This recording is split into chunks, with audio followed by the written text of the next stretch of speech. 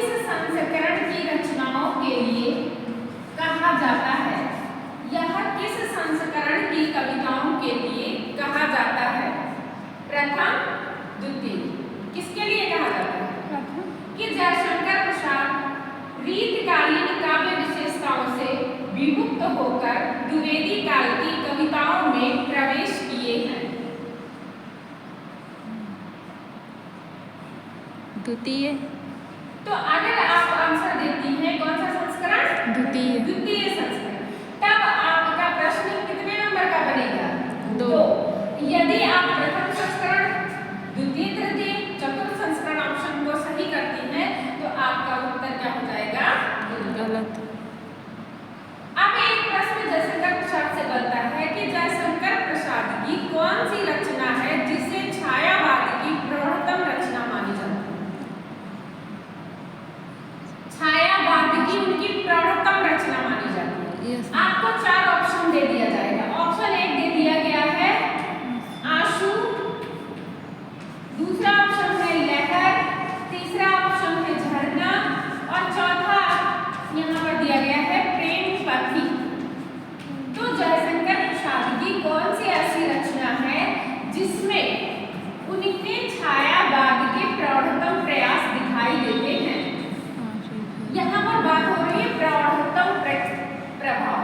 तब परिपक्व रचनाएं आपको जयशंकर प्रसाद की कहाँ छायावादी देखने को मिलती है? आंसू।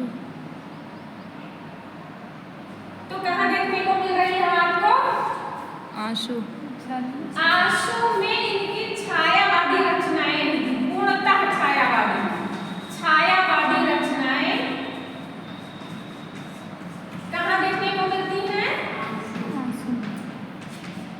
आंसू में मिलती है। लेकिन छायावादी प्रौढ़ रचना, कौन सी बात मैं कर रही हूँ? प्रौढ़, जिसे आप कहती हैं परिपक्व, जिसमें त्रुटियों की संभावना लगभग समाप्त हो गई है, वह पूरी तरह से छायावाद के आचार विचार संस्कारशाला में परिपक्की हुई है। वह कौन सी रचना है? लहर। संग्रह है। कौन सा है? लहर। क्योंकि यह लहर इनका कब प्रकाशित होता है?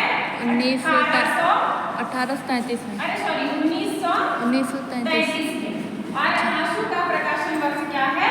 1925। लेकिन 1925 का 25 से 26 है आंसू का। 25 है इनका। आंसू क्या है? 25 है। लेकिन आंसू का एक परिवर्तित संस्करण आता है। आंसू का एक दूसरा संस्करण आता है। जो आंसू की जो दूसरा संस्करण आता है वो निकल के आता है तब जब अंदर लहर आता है। आंसू के भी कितने संस्करण हैं? 2। एक 1925 है और दूसरा 1933। यहाँ 2 संस्करण किस कविता के हैं?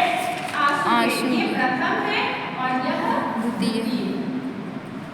आपको बात पता चली? कि अब आप यहाँ पे जान गए कि जयशंकर प्रसाद के झरना के कितने संस्करण हैं? 2। झरना के कितने संस्करण हैं? 2। कौन सा? प्रथम संस्करण का कब है? 1918। पहला संस्करण आप बताइए कब है? 1918। दूसरा? 1927। और आप बताएं आंसू का पहला संस्करण कौन सा है? मैं 1935। नहीं, आंसू का प्रथम संस्करण कब है? 1925। गुड। और दूसरा? 1933। 1933। लहर का पहला कब है?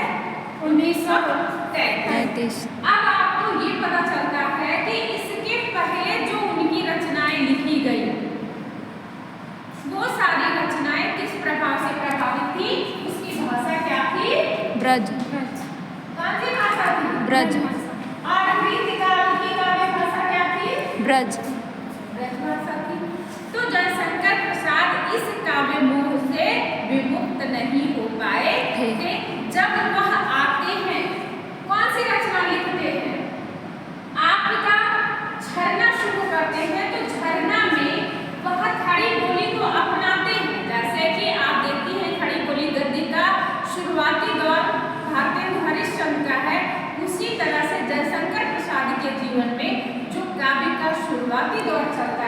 ब्रज। शुरुआती दौर की हमें इनका दिखाई देता है रीतिकाल। झरना की रचनाओं में दिखाई देता है।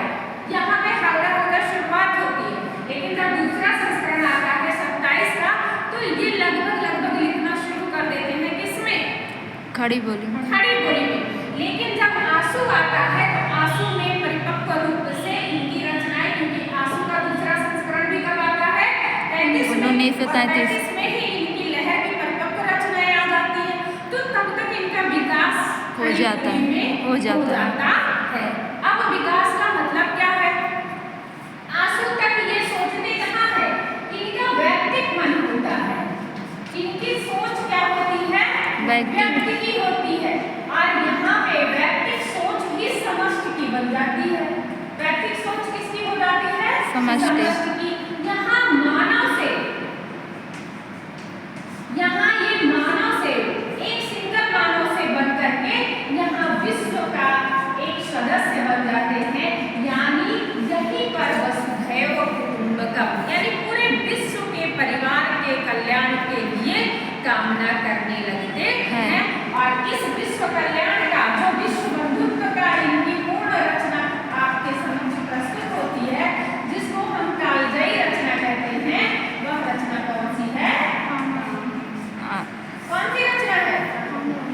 जयशंकर प्रसाद की कामायनी। मैम कामायनी। जयशंकर प्रसाद सिंह की कौन सी रचना आ जाती है? कामायनी। इसका प्रकाशन वर्ष कब है? आप लोग बैठ जाइए। इसका प्रकाशन वर्ष कब है?